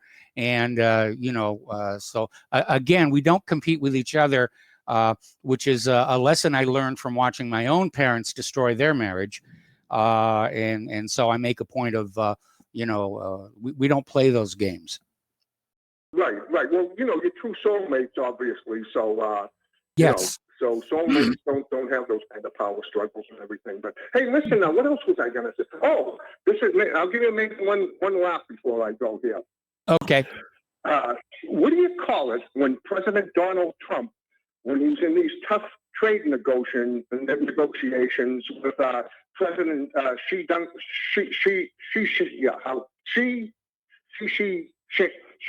Jinping, the president of China, right? Okay. Yes. Okay. Xi Jinping, right? Xi Jinping. Is that the? Yeah, you're Yeah, close so- enough. Country and Western. Yeah. So they usually sometimes they just call him President Xi, huh? Yeah. So where I'm going with this, when President Trump and President Xi have a trade dispute and everything, we call that a he said she said problem. Yeah. He said she said. Okay? Doesn't quite work because it's actually his first name is Xi with an X. So it's a he said, but she said. I think the X is pronounced like a Z. She. I think it's pronounced she. Xi Jinping. I don't know, but just work on it and come back to open mic night sometime next week. Okay. Well, okay. How about this one? I heard you talking about MSG. What do you get when you cross? What do you get when you cross MSG with RBG? Ruth Bader Meinhof. She just died, but Yeah, you cross we know. MSG with RBG. Well, you get a double deadly dose of poison. Okay. Well, thank you. Next. And thank you for the phone call, David. We're going to switch over to Dustin in New Jersey. Hello, Dustin. Welcome to the show. What's on your mind? That was pretty. That was. I'm not going there. If I had a Xi gong, I'd Jinping. be ringing it. Thank you. Yes. It's Xi Jinping. Yeah. Xi Jinping. And and guys, by the way, by 2030, China's GDP will be double of what we are. We'll be in number 3 because India is going to be number 2. That's just a topic for another day, another year. Well, Claire, I called in yesterday. It's a TLM, the Tactical Loitering Munition. You saw that Harpy, right? A Harpy. Yeah. You guys have. Hey, Claire, check out the French Spike. That's a missile France makes. They make a tactical loitering munition also. I mean, that's where we're at now. Isn't that nuts? Yes. Like basically, it's like you said, a kamikaze drone that can fly around for extended periods that just flies to its target. That's kind of scary, don't you think? I mean, I don't know. I mean, they all have different types of kilograms of explosives on it, but that's nuts. I mean, if anybody watch the videos, you're like, this is crazy. I mean, this is 2021 technology, guys. Yes. Gone are the days of the aircraft carrier, right, Mike? Like it's Yeah, I think they're hypersonic missiles and definitely drones. obsolete, and I don't think they'll survive the next World War. Dustin, are you there? I think we lost Dustin. Yeah, we have. Let's switch over to Gary in Oklahoma. We lost Dustin. Let's switch over to Gary in Oklahoma. Hello, Gary. Welcome to the show. What's on your mind? Yes, hello, Michael. A long-time listener, first-time caller. Mm-hmm. I We'll be gentle. wanted to. Okay, appreciate that. I'm sure Claire will nudge you if you're not. Yes, she will. I want to mention the diagnosis of Donald Trump getting the COVID. I think is actually kind of a mixed blessing. Not so much for him personally, but if he's not going to take control of the debate more by trying to redirect the narrative back to reality, if he's just going to play along with them and try to, just look like he's... Well, at this point, they're not even sure they're going to have the next 2 debates. That it may just be the VP debate, between Pence and Harris. As far as a mixed blessing, that's what I'm referring to. There may not be another presidential debate, and that actually may help him to some degree as far as not having to lower himself to essentially apologize for things that, like denouncing Proud Boys, which has nothing to do with anything, but It was just a matter of him looking weak and trying to appease the left crowd, which he's never going to win anyway. So what's the point? I think all he had to do was just say, look over to Biden and say, are you going to denounce BLM for their terrorism? And I think that would probably have ended that question right there, because they would have had some arguing and they would have just moved on, and he wouldn't have had to look weak like that. Mm-hmm. But if he's not going to fight harder, I think he should just acquiesce to just not having another debate. Well, I disagree, because most people thought he won Tuesday's debate. But if it turns out that this particular infection is not all that bad, I'd like to see him back out there. Unfortunately, of course, we already know the debates are heavily rigged against him. That was certainly the case with Chris Wallace. We know the moderator for the next debate is a former Biden intern, who's tweeted out anti-Trump messages and said, no way should Trump be president. That's why so many people are out there saying that Joe Rogan should be the moderator for the next debate. I think that would be fun. I don't know if that will actually happen, because I think that. No, I don't think it'll happen either. The media is desperate to maintain control over the political discussions of the country. They're failing miserably. Right now, polls are showing 60% of Americans do not trust corporate media. And we're just trying to get more of them to come over and learn how to trust Republic Broadcasting and whatreallyhappened.com. Oh, absolutely. Because I used to watch C-SPAN in the morning, their 3-hour show from like 6 to 9 a.m. Central Time. Mm-hmm. I think it's like 5 to 8 Eastern. But Steve Scully is the future moderator if the next debate takes place. He's a host that sometimes does show the morning show. I know he does a lot of stuff behind the scenes, but yeah, his bias is obvious, and it won't go well. No, it won't. Gary, I got to let you go. We got to take another break for commercials. We'll be back with the last segment of today's program after these few words.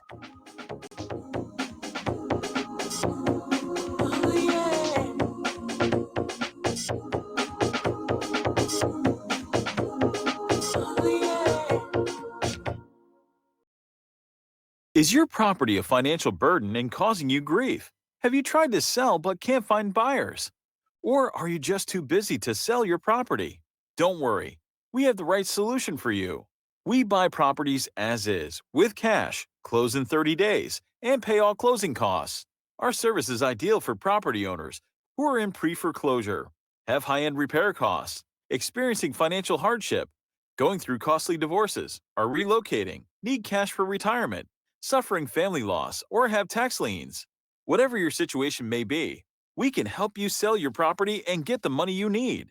If you own a single-family home or multiple family units, call us for a free consultation at 888-910-1037. That's 888-910-1037. Or visit our website at cashingproperty.com. That's cashingproperty.com. Sell your property fast and leave all your worries behind. Extend your life with Extendovite. After about a month of Extendovite, I don't know what it is about the circulation factor. I was able to increase the weight, increase the amount of sets I could do. It has to do with the oxygen getting to the blood. You should market this as an athletic performance. And I don't change anything about my diet or anything. I just thought, this is amazing. Bilberry extract is got something called resveratrol in it, which is the same stuff that you get from red wine. It's also good for eyesight. And I was reading that the Royal Air Force during World War II would give their pilots bilberry jam so they could have better night vision stuff. This is amazing. To order, call 1-877-928-8822. That's 1-877-928-8822. Or visit our website at heartdrop.com. Extend your life with Extendovite. Hey, honey, I'm home. I grabbed the newspaper on the way home. Look at all the news today. The newspaper? Don't you know that all you're going to get in the newspaper is propaganda, twisted news, and false information? Honey, this is a national newspaper. It has to be true. Ha! For some reason, a majority of the population believe anything the mainstream media tells them. The newspaper does not give out the important attention on what's happening to this country and news that affects our daily lives. Say, does that newspaper mention anything about the North American Union? No, not that I can see. I didn't think so. You need to go to www.newswithviews.com, where truth is more important than political correctness. That's www.newswithviews.com. Hey, don't throw that away. We can use that in the birdcage. Okay, move over. Let me start reading newswithviews.com. The truth? Read all about it at newswithviews.com. Newswithviews.com, where reality shatters illusion. We the people, in order to form a more perfect union, establish justice, ensure domestic tranquility,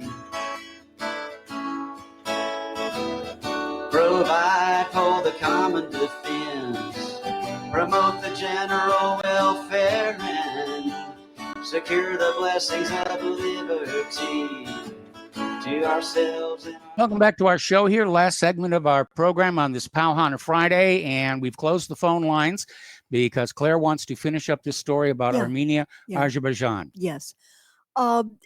This writer concludes by stating, make no mistake, on its merits, Nagorno-Karabakh has not and need not be a classic proxy war.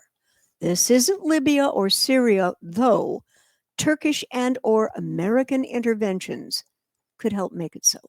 And amazingly enough, our alleged favorite bad guys, Russia and Iran, I would love to see, by the way, the Hermitage at St. Petersburg. I would love to see Tehran. I don't think that's going to happen. I don't think so either. But they have generally, Mike, shown incredible restraint in Nagorno-Karabakh, past and present.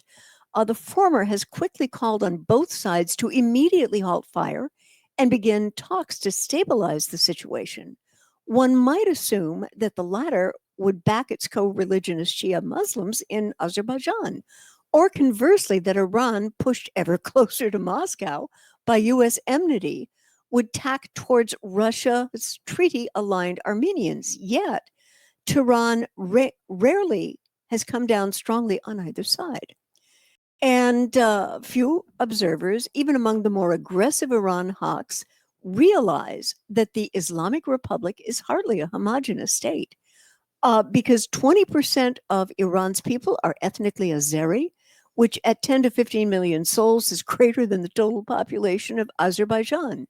Yet, lest one assume that that instantly translates into support for Baku, in fact, Persian-dominated Tehran tends to fear its occasionally restive Azeri minority and resents its northern neighbors' amenity to the Israeli encirclement of their embattled republic. Furthermore, Iran, like Armenia and mostly Russia, was notably excluded from the U.S. organized Azeri Oil Consortium. Well, that's definitely going to leave them less than cheerful. Yeah, and I would just like to say in closing, everyone, please this weekend, please be very kind to each other. Be kind to the people you care about. Be kind to the people who are kind of a pain. You know what I mean. And I refuse to name names. No, I refuse to. But I'm saying just a little kindness, a lot more. And please use your time to exercise a little more compassion. America is so on the brink right now and so marginalized and angry at each other. And we need to pull back from that before we can be the America that can move forward as one country. And that, I think, is what we need to think about in the run-up to the elections. We need to be able to have intelligent, respectful conversations. Absolutely. Yeah, And yeah. when dialogue breaks down, you're inviting trouble. It's like the Yeah. Kennedy brothers used to say, when peaceful revolution becomes impossible, violent revolution becomes inevitable. Okay, there is music here. Stay tuned for Steve Elkins. He's taking over the microphone from John Stadmiller, and of course is going to bring his medical expertise to the story about Donald Trump and COVID-19. Please spread the word of Republic Broadcasting. Spread the word of whatreallyhappened.com. Please donate. We will not be able to make it without your help. We'll be back on Monday. Aloha, America.